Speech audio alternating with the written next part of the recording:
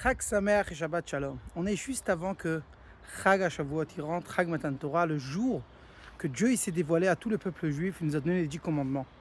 Et on voit quelque chose de très intéressant. Dans cette fête-là, il y a la coutume de lire Megillat Ruth. Megillat Ruth, comme ça le Mefarshim nous explique, c'était la arrière-grand-mère de David Ameler. Et comme David Ameler, il est niftar le jour de Shavuot, donc on lit la Megillat Ruth. Mais là, la question qu'elle se demande, si on va voir l'histoire de Megillat Ruth, apparemment, ça raconte pas la plus belle histoire. C'était qui la arrière-grand-mère de David Ameler?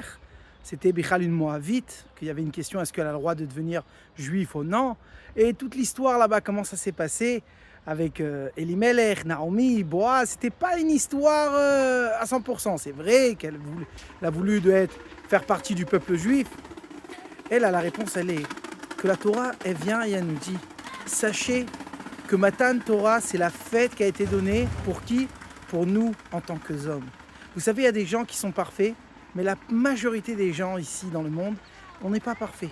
Et Akadosh Baruch Hu dit, même que vous n'êtes pas parfait, je veux votre travail et c'est ça qu'est-ce qui me fait plaisir. On voit ça dans l'histoire de David Ameler. David Ameler lui-même n'était pas parfait. C'est pour ça qu'on dit que sa royauté, elle a duré jusqu'à que Mashiach va venir. Pourquoi?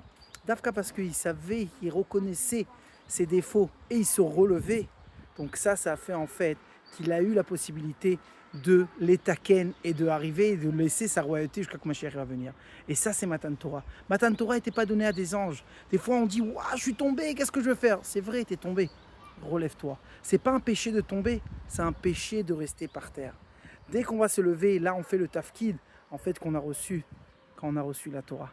Alors je vous souhaite un grand Chag Sameach et que Bezrat Hashem va prendre cette leçon-là, de savoir, c'est vrai qu'on peut tomber, mais on peut toujours se lever et comme ça on va faire venir Bezrat Hashem, le troisième Beth Amikdash avec Mashiach Tzidkenu. Chag Sameach et Shabbat Shalom.